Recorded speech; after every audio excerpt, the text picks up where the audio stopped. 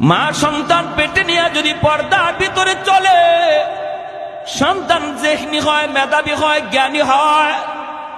আর মা সন্তান পেটে নিয়ে যদি বেপরদায় ঘুরে, এই সন্তানের ব্রেইন ঢিলা হয়, বোকা হয়, প্রতিবন্ধী হয়। এটা অভিজ্ঞরা অভিজ্ঞতার আলোকে বলেছেন। এজন্য বাইরা মনে রাখবি যুবক, সবার আগে যদি একটা সুন্দর সন্তান চাও, নেককার একটা ছেলে যাও, আগে মা, ভালো একটা মা তোমাকে তালাশ করতে হবে।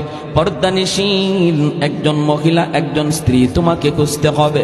কোরআন তেলাওয়াতকারিনী একজন মা তার জন্য আনতে হবে। মা যদি ভালো হয়, সন্তান ভালো হয়, দেখবেন মা নামাজে দাঁড়াইলে ছোট্ট শিশুটাও মায়ের সাথে নামাজে দাঁড়ায়, ঠিক কিনা? মা তাসবিহ পড়ে, মা রুকু করে, সিজদা করে, ছোট্ট শিশুটাও রুকু করে সিজদা করে। মা